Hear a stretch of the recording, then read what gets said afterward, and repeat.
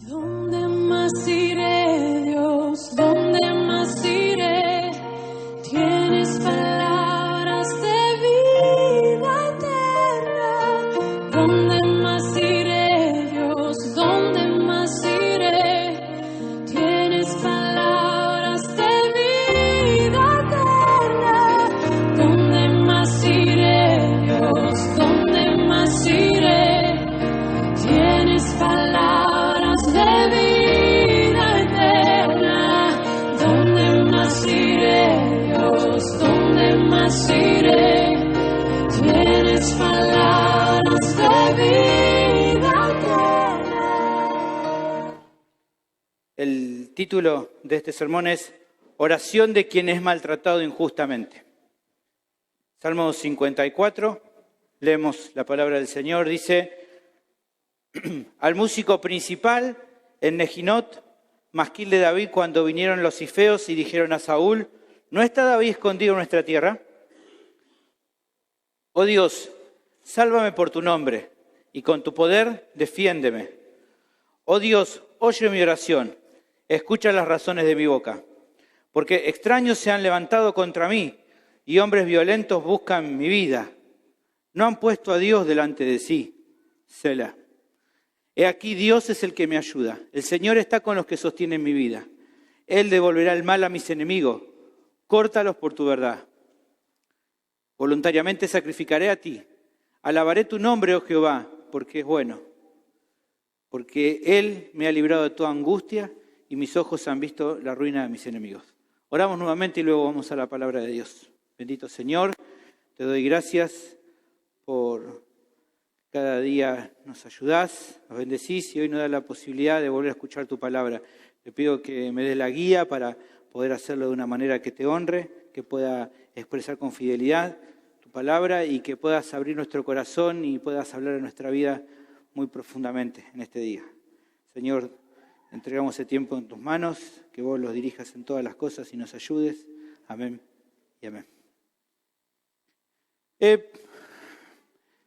Seguramente que en alguna ocasión de tu vida, o tal vez en varias ocasiones de tu vida, te ha pasado de sentirte maltratada o maltratado por otras personas, ya sea en tu casa, en tu hogar, en tu familia, en el trabajo o en otros ámbitos. ¿Te ha pasado de que alguien te ha maltratado? Hace algunos años ya en el colegio se ha popularizado la palabra bullying, ¿no? Para hablar justamente sobre esto, sobre el maltrato o el acoso escolar. Y hasta los chicos a veces en los canales de dibujitos, ¿no? O de otra manera se hacen campañas para intentar evitar este tipo de situaciones. A veces, en lo que se refiere al maltrato, muchas veces podemos pensar en el maltrato que es físico. Pero en otros casos también hay un maltrato que tiene que ver con lo verbal, con decir cosas que pueden maltratar a otros. A veces, sencillamente un maltrato es tratar con desprecio a otra persona y esa persona se siente maltratada, ¿no? También, creo yo, no sé si alguno tal vez pueda concordar conmigo, cuando pensamos en aquellos que nos maltratan o cuando te sentiste maltratado, seguramente te ha dolido más cuando te sentiste maltratado por alguien con el cual tenés una relación más cercana. No sé si te ha pasado, pero cuando tal vez hay una relación cercana a una persona, que esa persona te maltrate, te duele más. Por ejemplo, ¿no? Aquellos que manejan, hermanos, personas, seguramente usted ha manejado en la calle y cuando alguien pasa, ¿no? Y te grita alguien, ¿no? Desde otro auto, te sentís maltratado, te molesta, pero seguramente no es comparable ese tipo de dolor a cuando, por ejemplo, no sé, como papá tenés un hijo que te dice cosas feas o teniendo vos un papá que ese papá te desprecia o te diga cosas muy tristes, es mucho más doloroso que tal vez alguien te grite en la calle algo. No sé si se entiende.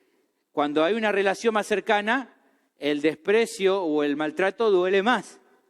Eso pasa. No se puede comparar y evidentemente duele más.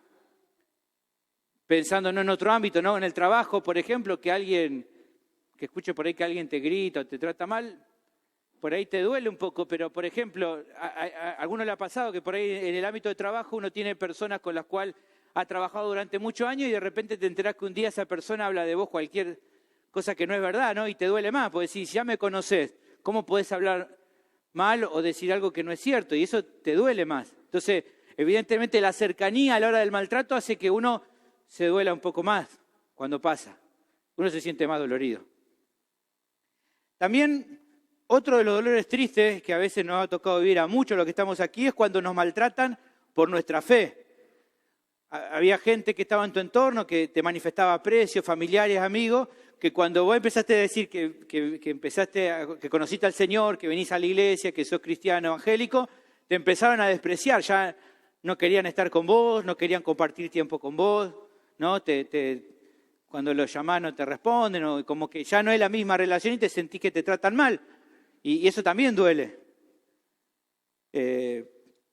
¿Y por qué? Tal vez dice, bueno, pero ¿por qué habla de todo esto, Sergio? Medio feo, ¿no? Hablar del tema del maltrato, porque nos duele, pero tiene que ver con lo que vamos a ver hoy. Un poco lo que vamos a ver en este salmo que estamos viendo acá.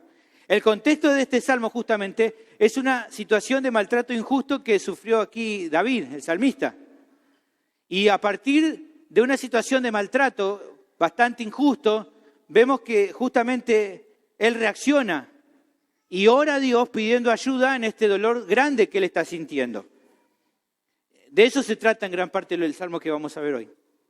Y como, al menos en mi caso, sé que hace poquito Pastor Mariano compartió un salmo, pero como es la primera vez que voy a predicar un salmo aquí en la iglesia, creo que es bueno hacer un par de consideraciones, ¿no? Pensando justamente en el libro de los salmos. Hace poquito estudiamos el libro de los salmos en el seminario y una definición que se daba respecto a los salmos es que los salmos, aquí lo tengo escrito, los salmos dan testimonios de todos los problemas y las alegrías de la vida humana ordinaria en la que participan todas las personas comunes. Cuando estudiamos también salmos vimos respecto al propósito del libro y el profesor enseñaba que se puede decir que el propósito de esta colección de canciones, oraciones, es enseñar a los creyentes cómo orar, alabar y adorar a Dios de manera apropiada. Citando a un comentarista también, el profesor expresaba lo siguiente, él decía, los salmos proporcionan expresiones tangibles de alabanza y lamento, invitación y exhortación, de formas que honren a Jehová como el máximo soberano y supremo tesoro y auxilios de todos.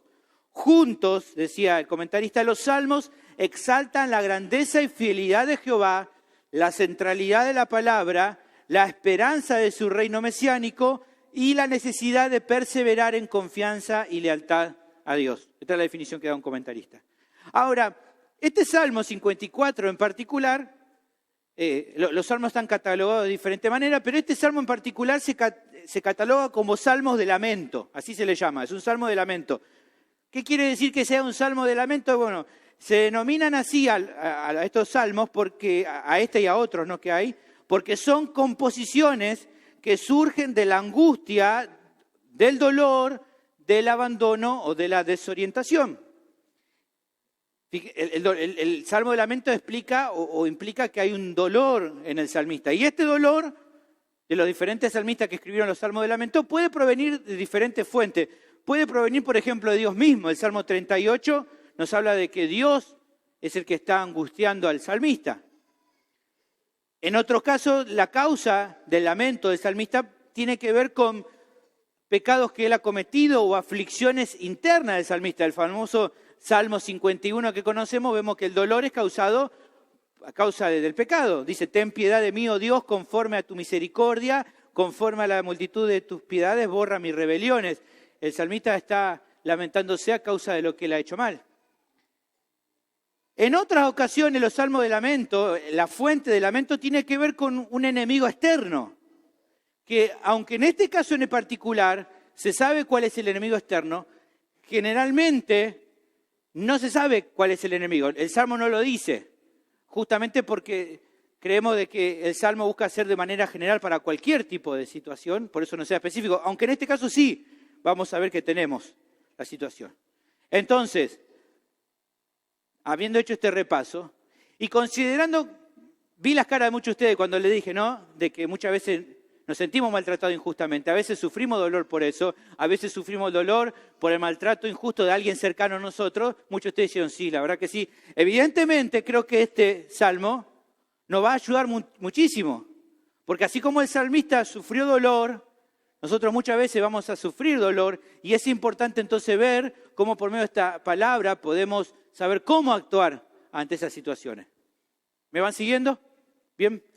El tema entonces del sermón de este salmo es el siguiente. El creyente puede recurrir a Dios en oración cuando es maltratado injustamente por personas con las cuales se relaciona de manera cercana. ¿Está bien? El creyente entonces puede recurrir a Dios, puede orar a Dios, puede buscar el auxilio de Dios cuando es maltratado injustamente por personas con las cuales se relaciona bastante cercano. ¿Y cómo puede recurrir a Dios en oración? Bueno, el pasaje presenta 3 aspectos importantes en este tipo de oraciones, de cómo vamos a Dios y cómo recurrimos a Dios. Lo primero lo vamos a ver del versículo 1 al versículo 3. El creyente puede recurrir a Dios en oración cuando es maltratado injustamente, rogando que Dios intervenga en la situación de acuerdo a su poder. Eso es lo primero que podemos ver. El creyente puede recurrir a Dios, poder recurrir a Dios en oración cuando son maltratados injustamente, rogando que Él intervenga en la situación de acuerdo a su poder. Si estás ahí con la Biblia, sería bueno que me sigas. Lo primero que vamos a ver en el encabezado es encontrar el contexto histórico de este salmo. Dice ahí, al músico principal, en Nehinot, masquil de David, cuando vinieron los cifeos y dijeron a Saúl, ¿no está David escondido en nuestra tierra? Analizando un poquito lo que dice ahí, lo primero que vemos que dice es al músico principal en Nehinot. Algunos estudiosos comentan que esto de Nehinot se trata de un salmo que debía acompañarse con instrumentos de cuerda.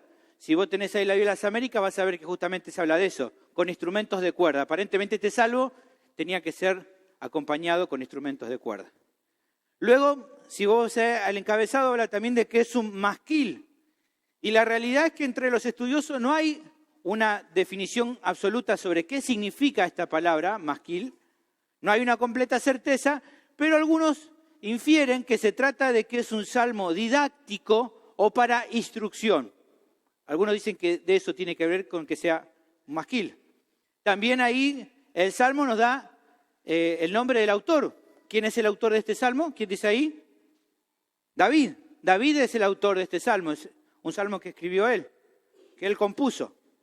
Ahora, todo eso está bueno como para no tener alguna referencia, pero lo más interesante, como le decía hace un ratito, que a diferencia de la mayoría de los salmos de lamento, donde no se dan detalles específicos de la situación en particular, aquí se nos cuenta puntualmente el contexto cuando fue compuesto este salmo. Dice ahí la introducción, el encabezado del salmo dice, la situación fue cuando vinieron los cifeos y dijeron a Saúl, ¿no está David escondido en nuestra tierra? Esa mención alude a 2 pasajes bíblicos. Uno es 1 Samuel 23:19 y el otro es 1 Samuel 26:1. Son 2 situaciones. Si lo leemos rápido, vemos que en 1 Samuel 23:19 se nos dice, después subieron los de Sif para decirle a Saúl en Gabá, ¿no está David escondido en nuestra tierra en las peñas de Ores, en el collado de Aquila, que está al sur del desierto? Y en el 26:1 se nos dice, vinieron los cifeos a Saúl en Gabá diciendo, ¿no está David escondido en el collado de Aquila al oriente del desierto? Ahora, con esta información, y si vos después lees tranquilo todos esos capítulos de 1 Samuel, sería bueno que te sitúes conmigo en este momento. ¿Qué es lo que está pasando? ¿Qué es lo que está pasando ahí? Bueno, David está en plena huida, escapando de Saúl. Saúl y su ejército están buscando a David y buscaban matarlo. Y no es que David había hecho algo malo, no había hecho nada malo, sino que esta persecución de Saúl se debía a los celos que Saúl tenía en contra de David. Movido por celos, este hombre se había enceguecido y lo está buscando para matarlo.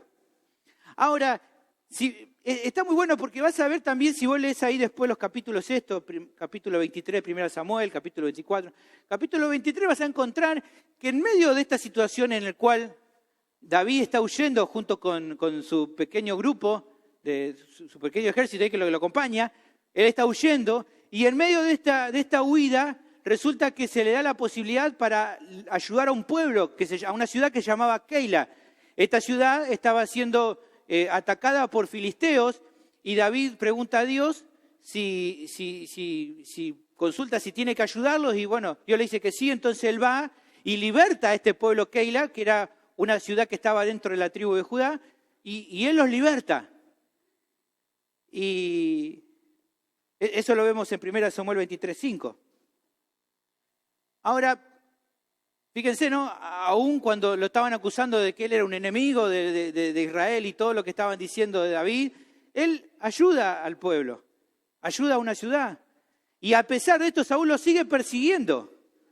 Y era tan obvio la injusticia de esta persecución que estaba sufriendo, que Jonatán, el mismo hijo de Saúl, reconoce que está mal lo que está pasando. Y se mantiene él leal a David, incluso reconociendo la elección de Dios por sobre él. Aún sabiendo, ya se había enterado de que había sido ungido para que sea rey un día David, y uno dice, bueno, no, es como que David venía a ocupar el puesto de Jonatán justamente, ¿no? Como que le iba a serruchar el piso. Pero a él no le preocupaba para nada eso. ¿Por qué? Porque él veía que David había sido fiel, que había actuado siempre bien. Y si vemos en 1 Samuel 23:17, vemos la humildad de Jonatán y cómo habla con David. Jonatán le dice a David, y le dijo, no temas, pues no te hallará la mano de Saúl mi padre, y tú reinarás sobre Israel, dice Jonatán, y yo seré segundo después de ti, y aún mi padre así lo sabe. ¿Ven? Había una actitud de lealtad de Jonatán, porque aparte sabía de que David no estaba haciendo nada malo, que él estaba siendo maltratado injustamente. Pero también lo que vemos en esta introducción que le estoy haciendo, pensá esto, ¿no? David está siendo perseguido por aquel que él apreciaba, que era Saúl. Él había sido siempre fiel a Saúl, era su suegro, le tenía mucho aprecio, pero él estaba siendo perseguido. Pero no solamente que está siendo perseguido por Saúl y su ejército, que conocían a David, que él había sido fiel, aún eso no le había importado, sino también que vemos ahí que dice que los cifeos también, dice que van y le buchonean, ¿no? a Saúl del lugar donde estaba escondido David. Y por lo que vemos en nuestro pasaje, no lo hace una vez, sino dos veces. En 1 Samuel 23:19, en 1 Samuel 26:1, dos veces los cifeos van y le cuentan a Saúl, che, ¿sabés que David está escondido en tal lugar? Y esto es llamativo porque los cifeos, este pueblo que he mencionado, eran también de la tribu de Judá, como era David. O sea, eran sus paisanos. Y sus paisanos, en vez de defenderlo, probablemente imagínense que con lo que había hecho David de salvar a los de Keila, ellos probablemente se habían enterado. O sea, él había mostrado, buen paisano, había salvado a otro su paisano, pero a esta gente no le había importado, sino que van y sabiendo que Saúl estaba loco, todo el mundo se daba cuenta de que no era correcto esto que estaba pasando, aún así ellos van y le van a contar a un rey que es de otra tribu, que no es paisano, que de otra tribu, ellos van y le dicen y hablan y le dan la ubicación de David. Qué cosa fea, ¿no? Así, bueno, entre paisanos nos tenemos que cuidar, ¿no? Y no pasa eso. Ahora, imagínense, ¿no? Un trato horrible lo que estaba pasando a David. Su rey, a quien él tenía aprecio, con el cual él se había arriesgado en su momento, había defendido su causa delante de Goliat y había siempre actuado fielmente, está siendo perseguido por él, lo quiere matar. El ejército del cual había sido él parte también lo quiere matar. Este otro pueblo cifeo, que era parte de la tribu de él, también está haciendo cosas para que lo encuentren. Una situación muy injusta. En medio de esta situación injusta en que entonces David compone este salmo de lamento. ¿Me van siguiendo? ¿Entienden la situación? Una situación bastante fea, pero es lo que está pasando acá. Ahora, ¿cómo comienza el salmo? Bueno, el salmo, versículo 1, versículo 2, comienza con un ruego. Dice, oh Dios, sálvame por tu nombre y con tu poder defiéndeme. Oh Dios, oye mi oración, escucha las razones de mi boca. acá se está pidiendo justamente por el auxilio de Dios. Dice acá que Dios, por su nombre, otorgue salvación al que está sufriendo. ¿Y qué quiere decir con esto de por tu nombre, oh Dios, sálvame? Bueno, apelar a la ayuda del nombre de Dios era un sinónimo de querer decir, de pedir la intervención directa de Dios en el asunto. El pastor MacArthur, hablando de esta sección, él dice, en el mundo antiguo, el nombre de una persona era esencialmente la persona misma. Aquí el nombre de Dios incluye su protección en conformidad al pacto. O sea, si yo dijera, por ejemplo, Mauro, por tu nombre te pido que me ayudes, era una expresión de decir, Mauro, ayúdame. Es una forma poética de decir, bueno, me estoy refiriendo a que vos me ayudes directamente. Dicho de otra manera, entonces lo que está pidiendo aquí el salmista es, Señor, de acuerdo a como siempre has sido conmigo, te pido por favor que me salves. Por favor que intervenga. Ahora, su pedido no queda solamente que Él intervenga, sino que dice ahí el versículo 1, dice que de acuerdo al poder de Dios, Él lo pueda defender. Él apela a que de acuerdo al poder de Dios, Dios lo pueda defender. Un creyente, hermanos, que se encuentra en medio del dolor, sea cual sea el dolor, y en este tipo de dolor también, pierde evidentemente toda confianza en sí mismo para buscar entonces refugiarse en el poder de Dios. Cuando estás en estas situaciones tan límite, tan duras, tan feas, evidentemente ya no podés contar con tu propio poder, sino que justamente te tirás en los brazos de Dios porque necesitas que Él intervenga. Si ustedes se acuerdan, habíamos visto hace un tiempo atrás al apóstol Pablo, en 2 Corintios capítulo 1, versículo 8, al versículo 10, hablando de esta situación. ¿Se acuerda cuando él pasó una circunstancia difícil? Él dice, porque hermanos, no queremos que ignoréis acerca de nuestra tribulación que nos sobrevino en Asia. Fuimos abrumados sobremanera más allá de nuestra fuerza, de tal modo que aún perdimos la esperanza de conservar la vida. Pero tuvimos en nosotros mismos sentencia de muerte. ¿Y a qué lo llevó esto? Para que no confiásemos nosotros mismos, sino en Dios, que resucita a los muertos, el cual nos libró y nos libra y en quien esperamos que aún nos librará de tan grande muerte. ¿Ves?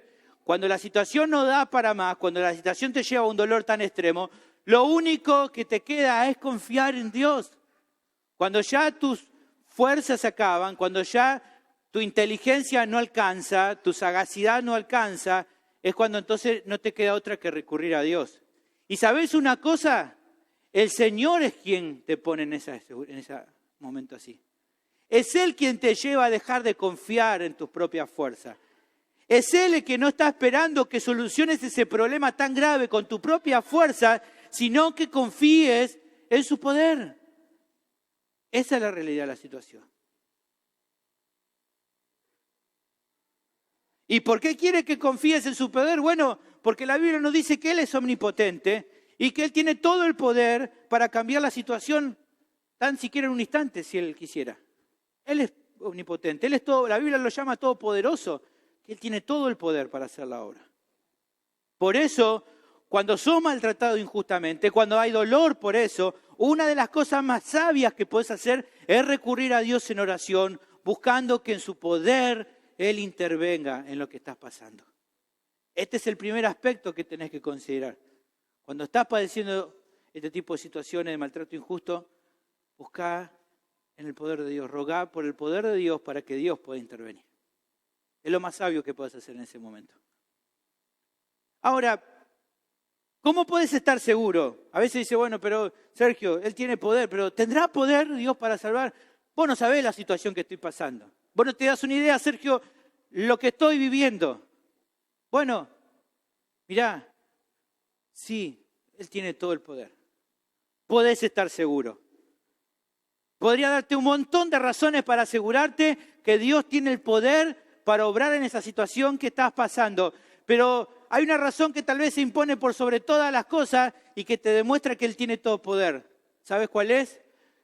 Dios mostró su poder de una forma gloriosa en Cristo Jesús. Cristo Jesús nos revela el poder de Dios.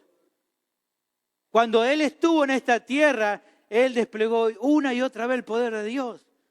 Dice que grandes señales y prodigios acompañaron el ministerio del Señor, confirmando que Él era entonces el Hijo de Dios que vino al mundo. Tal es así, tan muestra de poder, que la gente por momentos veía al Señor y lo que decía, ¿sabe qué era? Si tan solo puedo tocar su manto, si tan solo pudiera tocar el bordecito de su manto, sé que mi problema se solucionaría. La gente sabía que Cristo tenía poder. En Mateo capítulo 9, versículo 20, 21, dice, he aquí una mujer enferma de flujo de sangre desde hacía 12 años. Se le acercó por detrás y tocó el borde de su manto, porque ella decía dentro de sí, si tocare solamente su manto, seré salvo. En otra sección se nos habla, dice que cuando los hombres de aquel lugar enviaron noticia por toda aquella tierra alrededor y trajeron a Jesús todos los enfermos, le rogaban al Señor que les dejase tocar solamente el borde de su manto, y todos los que lo tocaron quedaron sanos. ¿Se acuerdan lo que Jesús le dijo a sus discípulos? Cuando la mujer toca el borde de su manto y es sana, ¿qué le dice? ¿Quién me ha tocado? Y ellos, ¿qué le dicen? Señor, la gente te aprieta, la gente está alrededor tuyo, todos te están tocando. No, ¿qué dice el Señor? Reconozco que alguien me ha tocado porque poder ha salido de mí. El poder de Dios se manifestó en Cristo. Pero su demostración mayor de amor no fue los milagros que hizo. La mayor demostración de poder de Cristo se dio en la cruz. Allí Él venció a todos sus enemigos, como nos dice Colosenses 2:15. Despojando a los principados y a las potestades, los exhibió públicamente, triunfando sobre ellos en la cruz. Y hoy este Señor Jesús está sentado a la diestra del Padre, esperando un día recibir todo lo que Él obtuvo al precio de su sangre, esperando tomar posesión de todo lo que ganó cuando allí en la cruz Él venció con poder. Como nos dice Hebreos capítulo 10, versículo 12, 13, Efesios 1, 20, 22. Pero Cristo, habiendo ofrecido una sola vez para siempre un solo sacrificio por los pecados, se ha sentado a la diestra de Dios. De ahí en adelante, esperando hasta que sus enemigos sean puestos por estrado de sus pies. Así que no tengas temor, no tengas duda de que Dios tiene poder de obrar en la situación que estás viviendo. La situación aquí continúa, la sección continúa de una manera similar a todo lo que está expresando. El salmista también plantea, dice que Dios oiga su oración, que escuche las razones de su boca. Esto es como una ilustración, ¿no? De como si se tratara de un juicio en el cual Él está sentado, ¿no? Como en el banquillo de los acusados. Él está siendo acusado injustamente, pero Él está sentado en ese banquillo y está recurriendo ¿a quién? A un juez que es justo. David le está diciendo, Dios, hay gente que me sentó en el banquillo de los acusados, pero te ruego que oiga los argumentos en mi defensa, que escuche lo que tengo para decirte, que yo no soy culpable. Ahora, uno dice, bueno, pero ¿para qué David tiene que contarle los argumentos? Si Dios conoce todo. Dios sabía si era o no era culpable o inocente. No es que el Señor necesite que el creyente le demuestre su inocencia, porque es claro que lo sabe todo. Pero hermanos, claramente lo que está queriendo decir este pasaje, mostrando este pasaje, que el corazón del que está afligido, del que está pasando un momento de dolor, se siente más aliviado cuando puede presentar su caso ante el juez del universo que todo lo ve y que tiene el poder para cambiar las cosas. No le contás tu problema y no le contás lo que estás sintiendo porque Dios no lo sepa. Se lo estás contando porque a través de contarle tu corazón se alivia en saber que Él todo lo ve y que Él tiene el poder para cambiar las cosas. Aparte porque hay un principio bien claro, hermano, a través de este pasaje y de muchos otros pasajes. ¿Cuál es ese principio? Que Dios se agrada de que los creyentes clamen a Él en cada circunstancia dura de su vida, incluso cuando justamente estás pasando un maltrato injusto. Dios se agrada. ¿Estás siendo maltratado injustamente? Clama a Dios porque Él se agrada de que lo hagas. Él quiere que lo hagas. Es su voluntad que lo hagas. Ahora, antes de revisar cuál era el asunto, todavía no llegamos a ver cuál es el argumento que Él le va a dar. Quiero que por un momento te pongas a pensar en esto, que prestes atención a esto. Tal vez por ahí lo pasamos de largo y no nos pusimos a pensar por un segundo en esto que acabamos de leer. Y es una realidad que cuando nos ponemos a pensar, el corazón nos quebranta. La realidad, hermanos, que Dios oye nuestras oraciones. ¿Te pusiste a pensar en eso? De que cuando orás, Dios te está oyendo.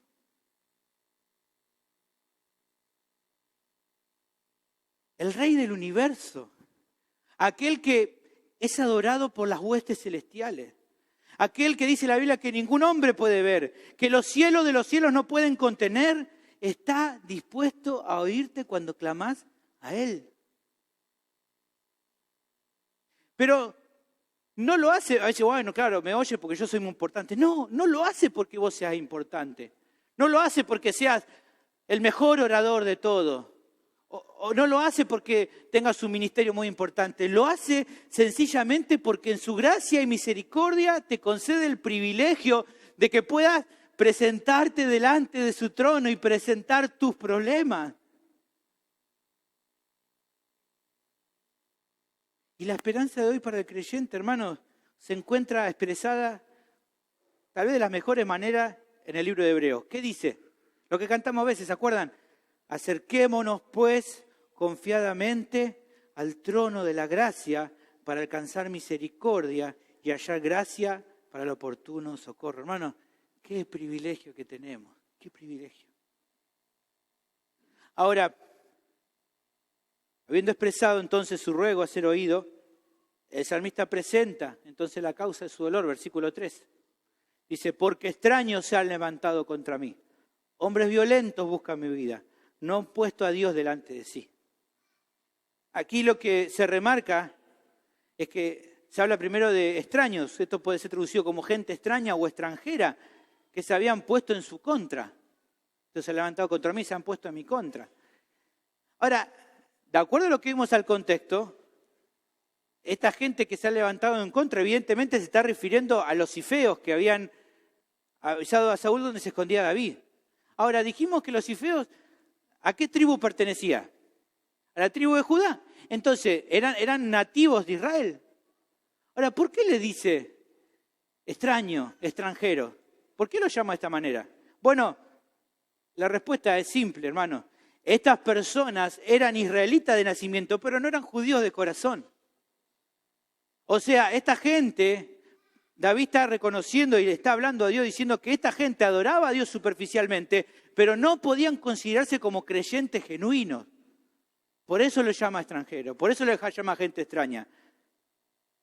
Y a veces no ha pasado, hermano, seguramente a vos te ha pasado, que hay gente que te maltrata, que ellos mismos se hacen llamar a sí mismos creyentes, cristianos, piadosos, que temen a Dios, pero que realmente no son personas que realmente sean creyentes de verdad. Y evidentemente eso te duele. Duele, ¿no? Porque vos decís, bueno, se llaman creyentes, pero esa actitud que tienen no muestra que sean creyentes. Y duele, ¿no? También aquí el pasaje habla de hombres violentos. Esto evidentemente está hablando de David y su ejército. Ahora, finalmente, fíjese que hay un punto y coma y luego como que da una referencia, no han puesto a Dios delante de sí. Esa referencia habla tanto de los extraños, de los cifeos, y también está hablando de Saúl y su ejército. Toda esta gente que lo está buscando para matar, son gente que no pone a Dios delante de sí. La versión NBI creo que lo dice de una manera más fácil o más clara. Dice, son gente que no toma en cuenta a Dios. O sea, como decía recién, hablan de Dios, cantan de Dios, pero no tienen a Dios. ¿Por qué? Porque no le tienen en cuenta. Son religiosos nomás, pero no temen a Dios de verdad. Eternamente a estas personas a veces hacen cosas de creyente en su interior, realmente aún así están muertos espiritualmente. Y por eso viven una religiosidad externa, pero no honran a Dios de verdad, no ponen a Dios delante de sí. Entonces el argumento del salmista a la hora de expresar este ruego, él está pidiendo que lo escuche Dios y lo que está diciendo es algo así, mirá, Señor, vos sabés que en todo he sido fiel a Saúl y a Israel. He arriesgado mi vida por ellos. Si los cifeos han levantado en mi contra y Saúl también con su ejército quiere matarme, es porque ellos no te consideran a vos en lo más mínimo. Porque si tuvieran temor hacia vos, no harían lo que están haciendo. Por eso te pido, por favor, tu ayuda y que de acuerdo a tu poder me defiendas ante este maltrato tan injusto. Esto es lo que está pidiendo en resumidas cuentas. Si esta gente me está persiguiendo es porque no te considera a vos, porque saben de mi inocencia y aún así me persiguen. Esta gente no te teme, Señor. Por eso te pido que de acuerdo a tu poder vos puedas ayudarme. Ahora, pongámonos a pensar, hermanos. Hemos vivido situaciones así seguramente. Hemos pasado situaciones así. Este, hermano, es justamente un modelo precioso de oración para que imite, para que vos puedas imitar. ¿Cuántas veces te encontrás en situaciones donde sin ninguna razón la gente te trata mal, te trata mal y te lastiman? Bueno, si ese es tu caso, esta sección te tiene que animar. Recurrí a Dios en oración, presentarle tu causa y decirle y rogarle que de acuerdo a su poder Él pueda obrar. Esta oración te ayuda a entender eso, cómo actuar. Ahora, no puedo asegurarte con exactitud qué es lo que hará.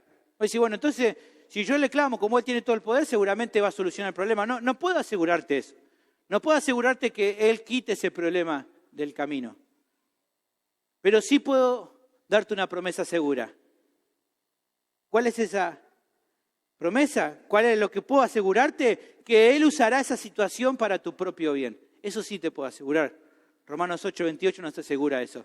Sea lo que sea que pase, Él va a usar ese problema para tu bienestar, para tu bien. Sea que te quite el problema, sea que espere un poco o que no lo haga, a fin de cuentas todo reportará un beneficio para tu vida espiritual. Y además, sea la respuesta que sea que recibas, sea lo que pase más adelante, hay otra promesa segura. ¿Sabe cuál es esa promesa segura que hemos visto una y otra vez? Que su gracia es suficiente para sostenerte hasta que la situación cambie. Como nos asegura 2 Corintios capítulo 12. Me ha dicho, bástate mi gracia, porque mi poder se perfecciona en la debilidad. Por lo cual, por amor de Cristo, me gozo en las debilidades, en afrentas, necesidades, en persecuciones, angustia, porque cuando soy débil, entonces soy fuerte. Mi pregunta es, ¿cómo es en tu caso? ¿Cómo es? Cuando estás en esta situación, ¿estás clamando, pidiendo el poder de Dios? ¿Estás buscando su ayuda? El siguiente aspecto a considerar es que el creyente puede recurrir a Dios en oración cuando es maltratado injustamente, confiando en que Él actuará de acuerdo a su fidelidad. No solo que puedes pedir que Él te ayude de acuerdo a su poder, sino que también confiar en que Él va a actuar de acuerdo a su fidelidad, versículos 4 y 5. Aquí el pasaje cambia un poco la oración, ¿no? Primero estaba rogando y ahora se pasa a una actitud de confianza, una declaración de confianza. Dice, he aquí, Dios es el que me ayuda. El Señor está con los que sostienen mi vida. Él devolverá el mal a mis enemigos. Córtalos por tu verdad. El salmista sabía, como dice nuestro texto ahí en el versículo acá, que Dios es el que lo ayudaba. Él lo estaba ayudando a pasar esta prueba. Y que si él estaba en pie, era porque Dios sostenía su vida. Ahí dice, el Señor está con los que sostienen. La versión de la Biblia de las Américas da una traducción creo que más clara a entender ese versículo. ¿Lo puede buscar, Emma? Ahí está. El Señor es el que sostiene mi alma. Creo que es una mejor traducción de ese pasaje. Él es el que lo sostenía. El salmista lo sabía. Dios es el que sostiene mi alma. Él es el que me ayuda. Así entonces, hermano, como es importante en momentos de dolor pedir ayuda al Señor de acuerdo a su poder, también es igual de esencial confiar en Él. No solo tengo que pedir ayuda de acuerdo a su poder, sino también tengo que confiar en Él. ¿Por qué? Porque Dios nos agrada de aquellos que claman a Él dudando de que Él pueda cambiar la situación. De aquellos que están no están confiando en Él. Santiago 1:6 dice, pero pida con fe no dudando nada, porque el que duda es semejante a la onda del mar. Evidentemente no es algo bueno ir a pedirle a Dios dudando, desconfiando de Dios. Por lo tanto, hermano, a la hora de orar es tan importante la humildad, reconocer que necesitamos la ayuda de Dios constantemente. Es importante la humildad, pero también es importante la fe para confiar en que Él tiene el control de las cosas y que de acuerdo a su voluntad puede actuar. Hebreos 11:6 dice, pero sin fe es imposible agradar a Dios, porque es necesario que el que se acerca a Dios crea que le hay, que es ganador de los que le buscan, que tener fe para buscar en Él, confiar en Él. Desde el día que Él me salvó hasta todos los momentos que ruego a Él, tengo que confiar en Él, tengo que acercarme a Él con fe. El salmista estaba seguro, hermano, de que en cada situación dura que le tocó pasar, Dios lo acompañó, lo ayudó, lo guardó. En 1 Samuel 17:37, cuando él está a punto de pelear con Goliat, todos le decían, pero vos sos un petizo, ¿qué va a hacer? El otro es un monstruo. ¿Cómo le vas a ganar?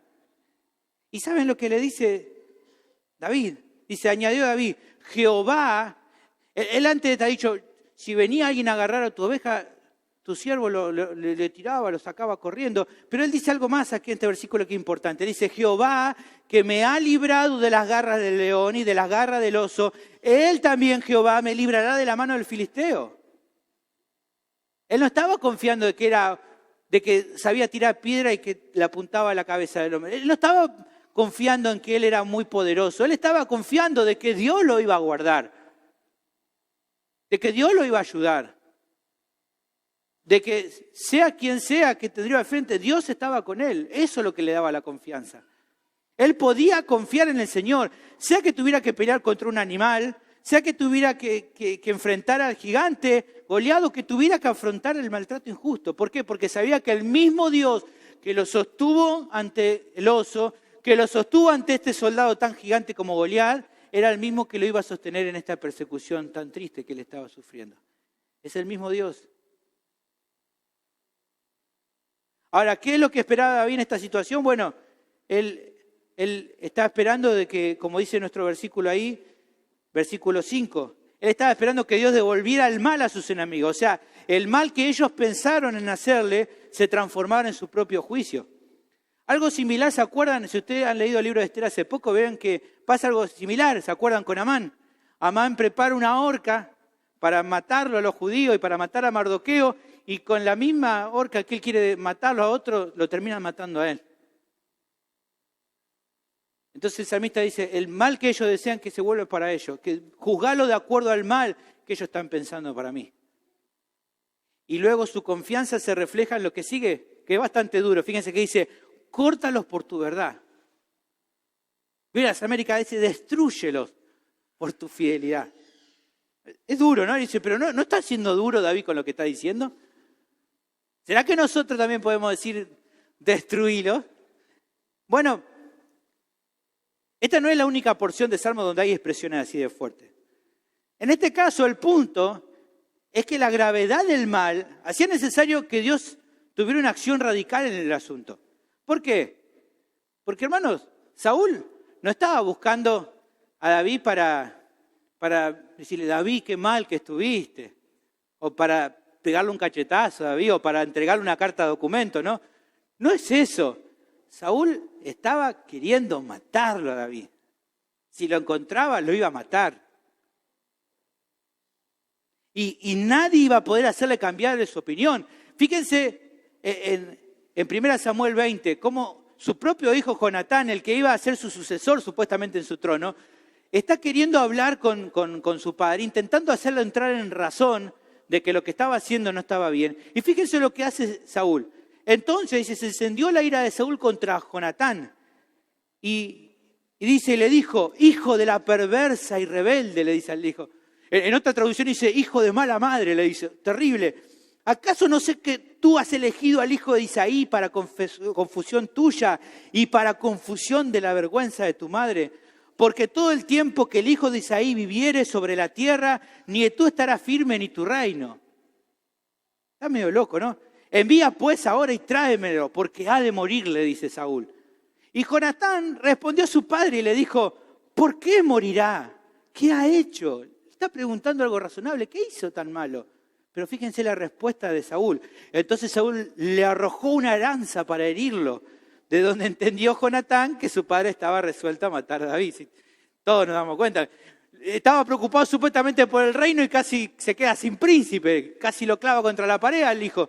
Estaba loco. Se dio cuenta, no, este hombre ya no entra en razón. Evidentemente nadie va a poder entrar en razón. Este hombre estaba definido a matarlo. Por lo que entonces David, entendiendo esto, él necesitaba que el Señor obrara de una manera tremenda. Acá no hay Señor, no puede haber tregua. Esta gente quiere destruirme. Por lo tanto, quítalos, sacalos, cortalos por tu verdad. Ahora, evidentemente, hermanos, los creyentes, ni vos ni yo estamos en la misma situación que David. A vos ningún rey te persigue para matarte, ¿no? No, ningún rey que te persiga. Pero en esta declaración sí hay un principio importante. ¿Cuál es? Bueno, cuando pedís a Dios que actúe, estás confiando en que Él juzgue con rectitud. O sea, ¿se acuerdan después cómo sigue la historia? David tiene posibilidades de él, ¿no? Tomar venganza por su propia mano, hacer justicia por su propia mano. 2 veces. Y él que dice, no lo voy a hacer. Él había pedido que Dios actúe. ¿Por qué? Porque pedimos que Dios se encargue, entendiendo de que lo mejor es que Él trate la situación y no vos no. Vos no sos llamado a tomar venganza por tu propia mano, ni a devolver mal por mal, sino que dejás todo en su justicia perfecta, que Él se pueda encargar. Romanos capítulo 12, versículo 17, dice, no paguéis a nadie mal por mal, procurad lo bueno delante de todos los hombres. Si es posible, cuanto dependa de vosotros, estad en paz con todos los hombres. No os vengáis vosotros mismos, amados míos, sino dejad lugar a la ira de Dios, porque escrito está, mía la venganza, yo pagaré, dice el Señor. Entonces, aunque fue fuerte lo que pidió David, en un sentido era claro, Señor, vos encargate. Ahora, ¿por qué el salmista podía estar confiando en Dios? Porque sabía que Él iba a actuar, dice nuestro texto, ¿de acuerdo a qué? A su verdad. O sea, porque el Señor es fiel. La versión Biblia de las Américas normalmente ayuda a entender mejor. Fíjense, dice, destrúyelos por tu fidelidad. De acuerdo a que vos sos fiel, te pido que obres. Ahora, Dios, ¿por qué apelaba David a la fidelidad de Dios? Bueno, porque Dios le había prometido algo a David. ¿Qué le había prometido Dios a David? Que él iba a ser rey. En 1 Samuel 16 podemos ver que Dios habla con Samuel para que ungiera a David, que iba a ser el próximo rey. Ahora, sabemos también que, pensemos en esto, ¿no? Dios le había dicho a David que él iba a ser rey. Ahora, si David moría, ¿qué iba a pasar? Aparte de que no lo vamos a ver más. ¿Qué iba a pasar? Que Dios iba a faltar su promesa. Si Dios dijo que lo iba a poner como rey, si le hubiera pasado algo a David, ¿qué iba a pasar? Que Dios no hubiera cumplido con su palabra, con su promesa. ¿Y eso puede ser posible? No. ¿Por qué no? Porque el Señor es fiel, es verdadero. Apocalipsis lo asegura claramente, dice, entonces vi el cielo abierto y aquí un caballo blanco y el que lo montaba, ¿cómo se llamaba? Fiel y verdadero y con justicia juzga y pelea. Sus ojos eran como llamas de fuego, había en su cabeza muchas diademas y tenía un nombre escrito que ninguno conocía sino él mismo. Estaba vestido de una ropa teñida en sangre y su nombre es el Verbo de Dios. Señor Jesús es llamado fiel y verdadero. Él no puede mentir. Todo lo que dice es verdad. Cada una de sus promesas se cumplen siempre. Josué lo resalta y dice, todo lo que ha dicho que va a hacer, Dios lo ha cumplido. No ha faltado ninguna de sus palabras.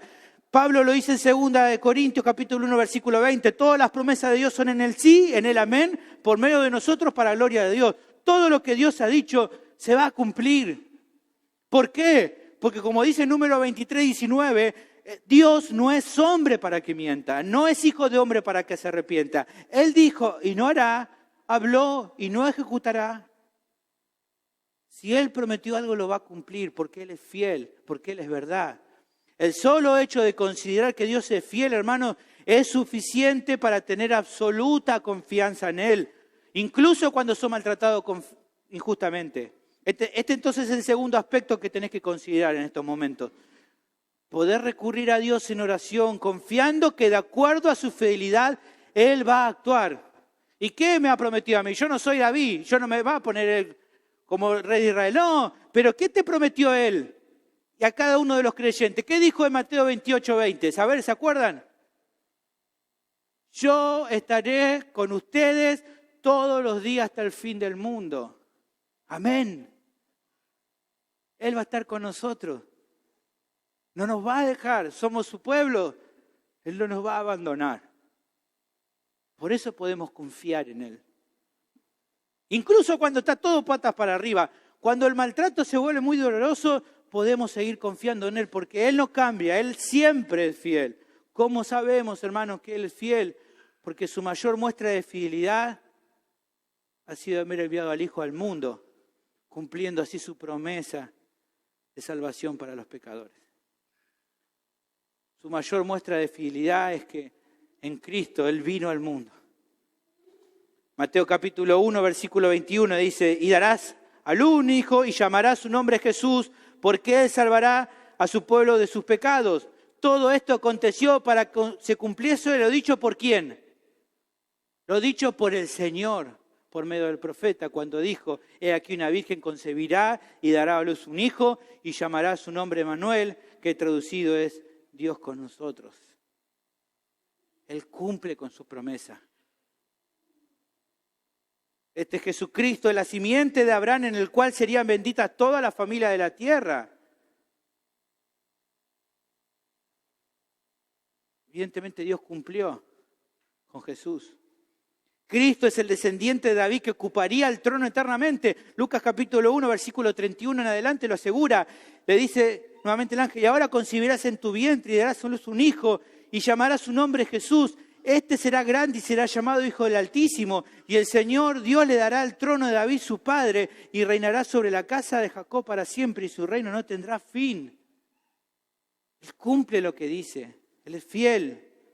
Por lo cual, hermano, cuando te sientas desanimado y te falta confianza en tu situación difícil que te estás pasando, te animo a que mires a Cristo para que recuerdes que Dios es fiel. Ahora, ¿estás confiando en Dios? Como dice ese libro, ¿estás confiando en Dios aunque la vida duela? Cuando sos maltratado injustamente, ¿te apoyás en Él de todo corazón? ¿Tu confianza en qué está puesto? ¿En que la situación cambie o en que el Señor es fiel? Finalmente, el tercer aspecto a considerar, el que creyente puede recurrir a Dios en oración cuando es maltratado injustamente, alabando su nombre, ya que sabe que Dios obrará de acuerdo a su bondad. En que puede recurrir al poder de Dios para que actúe, en que puede confiar en Dios porque Él es fiel, y en que debe alabar a Dios porque de acuerdo a su bondad Él va a actuar. El pasaje termina, luego de haber presentado el ruego, luego de haber dado una declaración de confianza, alabando al Señor, dice, voluntariamente, dice el salmista, sacrificaré a ti. Alabaré tu nombre, oh Jehová, porque es bueno. Porque Él me ha librado de toda angustia y mis ojos han visto la ruina de mis enemigos. Del corazón del salmista surgía una expresión de alabanza a Dios. Él ofrecía sacrificios voluntarios, o sea, espontáneos, reconociendo la grandeza del Señor. Ahora, ¿qué significativo que es esto, hermano? ¿Qué significativo? Porque fíjense que en el comienzo, en el versículo 1 que vimos, que dice, de acuerdo a tu poder, sálvame. Pero ahora, ¿qué está diciendo en este último versículo que está viendo ahora acá? Alabaré tu nombre. De acuerdo a tu nombre, sálvame. Y no menciona nuevamente el nombre de Dios para hablar de qué, de que quiere alabarlo. Así como él clamó al nombre de Jehová por ayuda al comienzo de oración, termina ahora adorando también su nombre. Esto muestra un doble reconocimiento. Solo en el Señor es en quien podés encontrar ese refugio, pero también solo el Señor es el único que merece toda la alabanza. Él es nuestro refugio y nuestra alabanza. Él es nuestro pronto auxilio en medio de las tribulaciones, pero es solamente su nombre al que también alabamos. Él es tu refugio y tu alabanza. Solamente de Él procede la salvación. ¿Justamente para qué? Para que nadie se gloríe fuera de Él, como nos dice Efesios 2, 8, 9, ¿no? Por gracia sois salvos por medio de la fe. Esto no de vosotros, es don de Dios. ¿Para qué? No es por obra, ¿para quién? Para que nadie se gloríe, para que nadie se lleve la gloria que solamente a Dios le corresponde. Ahora, ¿por qué el salmista alababa el nombre de Jehová? Ya vimos que cuando habla del nombre, ¿de quién está hablando? De Dios mismo. ¿Por qué está alabando a Dios? ¿Por qué? ¿Qué dice nuestro texto? Alabaré tu nombre, oh Jehová, ¿por qué? ¿Cómo es Dios? Es bueno. Dios es bueno, hermano. Si vas a una teología sistemática, por ejemplo la de Gruden, habla que Dios es la fuente de cuando habla de que Él es bueno, es que Dios es la fuente de todo bien y todo lo que hace es digno de destacar. Es hermoso y beneficioso para su creación. En Génesis 1:31 se nos habla de la creación y en el sexto día dice que vio todo lo que Dios había hecho y era bueno en gran manera. Y Santiago 1:17 asegura de que toda buena dádiva y todo don perfecto desciende de lo alto, del Padre de las luces, en el cual no hay mudanza ni sombra de variación. Todo lo que Él hace es bueno, todo lo que Él hace es digno de destacar. Y todo el que se acerca a Él, también la Biblia nos asegura, todo el que se acerca a Él con humildad y confianza, recibe bondad de su parte, hermano. Su bondad se revela en su gracia, su misericordia y su amor por la humanidad en general, pero especialmente y principalmente en aquellos que Él decidió salvar. En Juan 10:27 se nos muestra el amor de este buen pastor que dice, mis ovejas oyen mi voz, yo las conozco y me siguen, yo les doy vida eterna, no perecerán jamás ni nadie las va a arrebatar de mi mano. ¿Por qué? Porque Él es el buen pastor que ama a sus ovejas y las cuida y las protege. Y nadie puede tocarlas. Hermano, seamos honestos. Cada creyente experimenta la bondad de Dios en su vida. Todos los días, hermano. El hecho que hoy te haya levantado es una muestra de su bondad.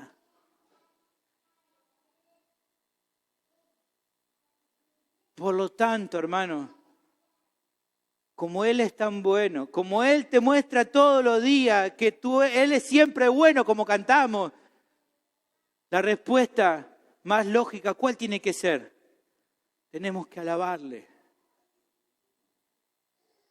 Ante tanta bondad que Él tiene por nosotros, la respuesta más sabia, la única respuesta que debemos dar es que hay que alabarle, hermanos. Hay que alabarle. Los salmistas lo dicen una y otra vez, hermanos.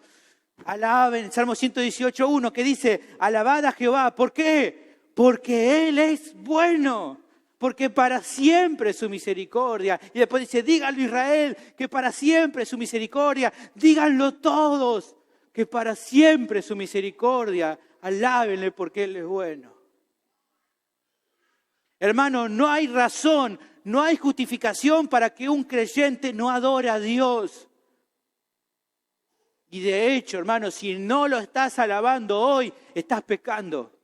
Porque Él se merece tu adoración. Que solamente Él es digno. El salmista lo sabía. Por eso, aunque él está pasando un momento difícil, aunque todavía no ha visto la respuesta, él igual alaba a Dios. Porque él no está esperando de que todo se arregle para alabarle. Él, en medio de su sufrimiento, igual alaba a Dios. No solo que confía en Dios en medio de su sufrimiento, sino que también alaba a Dios en medio de su sufrimiento. El salmista adoraba a Dios porque en su bondad, dice ahí nuestro pasaje, Dios lo había librado de toda angustia. Hermanos, los cifeos pusieron en aprieto a David. A través del reporte de los cifeos, Saúl casi ya lo tenía ahí para darle ya el golpe de gracia. Pero en medio de esa prueba, la providencia divina lo guardó. Quiero leerles para que ustedes vean lo que pasa. Dice, los cifeos le habían dicho, mirá, David está en tal lugar. Entonces Saúl va con todo su ejército. Y dice, y Saúl iba por un lado del monte. y David con sus hombres por el otro lado del monte. Y se daba prisa a David para escapar de Saúl. Mas Saúl y sus hombres habían encerrado a David y a su gente para capturarlo. Chau, David, está perdido. Ya no había forma de escapar. Pero ¿qué dice el siguiente versículo? Es tremendo, fíjate. Entonces, ¿qué pasa? Vino un mensajero a Saúl diciendo, Saúl, ven luego, porque los filisteos han hecho una irrupción en el país. Volvió, por tanto, Saúl de perseguir a David y partió contra los filisteos. ¿Ven? Pareciera como una historia, ¿no? Que con un final feliz. Ahora lo vemos nosotros, pero imagínate el momento, ¿no? Decir, bueno, o decir, qué suerte que tuvo David, justo zafó. No es justo zafó, no es que tuvo buena suerte. Dios está al control. Aún que haya justo entrado los filisteos, que justo se haya metido en la tierra de Israel, fue una casualidad. Fue que justo ellos lo planearon y dijeron, bueno, aprovechamos que Saúl anda por allá. Fue Dios que estaba atrás de la situación, controlando en su providencia todo lo que pasaba. Dios continuó guardándolo hasta David. Dios cumplió su promesa y pasaron los años y David ocupó el trono de Israel. No porque David fuera muy bueno o el mejor de los salmistas, sino porque Dios es fiel y cumple sus promesas. La expresión final del salmista, de que sus ojos vieron la ruina de sus enemigos, remarca una verdad clara acerca del trato de Dios para con los suyos. Él los guardó, los guarda y los guardará para siempre, hermano. Incluso la muerte no te va a separar de Dios. No hay nada que te pueda separar de Él. Por eso no hay temor, hermano, a la muerte. Es solo un paso más en la vida del creyente que nos lleva a estar con el Señor para siempre. Ahora, hermano, que Él nos guarde, que Él nos cuida, que Él está en control de todo, no quiere decir que siempre que le pedimos al Señor que trate en situaciones donde padecemos un maltrato injusto, la respuesta sea que Él solucione el problema. Puede ser que lo haga o no. Como ya sabemos, en ocasiones, en estas situaciones, Dios las envía para tratar con nuestra vida. Pero si hay algo que tenés que tener por seguro, aunque los maltratos injustos que sufras a veces, no vas a recibir una resolución agradable tal vez en el momento. En ese momento David sí tuvo una resolución buena, pero a veces no te va a pasar lo mismo. ¿Cuál puede ser una resolución agradable? Bueno, por ejemplo, que las personas que te están maltratando reconozcan y digan, bueno, la verdad me equivoqué, la verdad que estaba equivocado, te estaba maltratando injustamente. O que tal vez la resolución agradable es que todo salga a luz y se demuestre que esas personas que te están injuriando, tratando mal, se demuestra que son gente mala, que está hablando de vos porque el aire es gratis. Tal vez no se da ninguna de estas resoluciones, pero sí hay algo seguro, hermano. ¿Saben qué es lo seguro? Que al final de los tiempos todo va a salir a la luz. Y Dios juzgará toda la maldad que no ha sido corregido en este tiempo. Él un día va a juzgar todo. Ningún mal, hermano, quedará impune delante del Señor. Y todo lo que hayas sufrido ahora será para que Él un día seque todas tus lágrimas. La esperanza, hermano, del creyente es que en Cristo un día su tristeza se va a transformar en gozo y que cada situación injusta que haya sufrido será vindicada delante del juez del universo, que es justo. Tenés que estar tranquilo. Tal vez la situación no se resuelva ahora, pero un día todo va a salir a la luz. A veces te pasa, ¿no? Te echan de un trabajo, decís, esto fue re injusto, alguien habló mal de mí, yo no hice nada. Y esa persona queda ahí, nunca nadie va a hacer nada. Quédate tranquilo, Dios conoce todas las cosas. Tal me maltrató, tal otro dijo un montón de cosas feas. ¿Y qué pasa? Dios no hace nada. Quédate tranquilo. Dios va a juzgar todas las cosas. Él no va a pasar por alto el mal jamás. Confía en Él y alabale. Esa es razón para que lo alabes, hermano. Dándole gracias por su bondad hacia tu vida. Ahora, yo sé que alguno va a decir, todo lindo lo que voy a decir, Sergio, es precioso, muy lindo, pero la verdad que igual yo sufro mucho en la aflicción. La verdad que a veces pensar en el futuro nomás no me alcanza para salir de este momento difícil. Lo entiendo, hermano. Pero hay algo más importante que tenés que considerar, más allá del futuro, que es una esperanza segura. Hay algo que hoy podés pensar y que nunca tenés que olvidar. Dios es bueno, dijimos. Dios es bondadoso. Pero su mayor muestra de bondad no es lo que hoy recibís cada día de las bendiciones de Él. Su mayor muestra de bondad es lo que ha mostrado en tu propia vida por medio de Cristo. Porque aunque tal vez en este momento estás siendo maltratado injustamente, la verdad que vos también en muchas ocasiones le diste la espalda a Dios. Vos maltrataste injustamente a Dios. Vos no lo honraste como Él merecía. Vos le diste la espalda. Vos decidiste seguir tu propio camino. Dios te creó para su gloria, pero a causa de tu pecado te hiciste su enemigo. Su ira estaba sobre vos y era justa. ¿Y tu condenación cuál tenía que ser? ¿El cielo? ¿El purgatorio no existe? ¿Cuál tenía que ser tu destino a causa de tu pecado? ¿El infierno? ¿Por cuánto tiempo? ¿10 años? ¿50? ¿100? No, eterno. Eternamente tenías que ir al infierno a causa de tus pecados. Pero, Efesios 2, capítulo 4, versículo 7.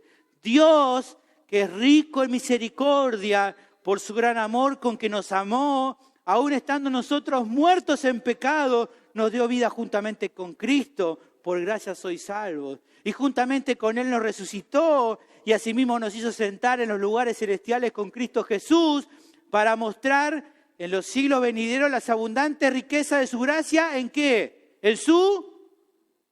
¿En qué? En su bondad para con nosotros en Cristo Jesús. Aunque vos pienses que es injusto lo que estás viviendo, recordate que vos fuiste recontra injusto, pero Él mostró su bondad para con vos, salvándote del castigo eterno y dándote vida justamente con Cristo. Por lo tanto, hermano, aunque a veces te sentís re mal cuando recibís maltrato y pensás que no hay motivo para alabar a Dios, en esos momentos es necesario que también mires a Cristo, que recuerdes lo que Él hizo.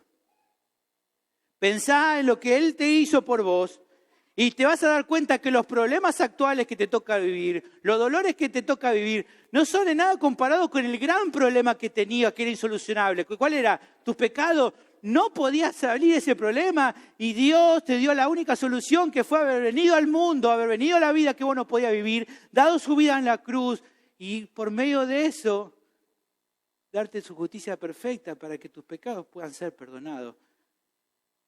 ¿Qué más necesitas para alabarle? ¿Qué otro motivo necesitas para alabarle? Hermano, no hay otra razón que sea más suficiente que esta para alabar a Dios. Él ha perdonado tus pecados. Él te ha dado nueva vida con Cristo. Ahora mi pregunta es, ¿estás alabando al Señor en medio de tus aflicciones? Cuando estás sufriendo, ¿de qué se tratan todos tus salmos de lamento? ¿Solamente queja? ¿Son salmos de lamento porque solo te quejas? ¿O también podés alabar a Dios? O mejor dicho, ¿estás alabando a Dios en medio de tu situación difícil? ¿Estás dando gracia? ¿Estás adorando porque Él ha sido bueno con vos?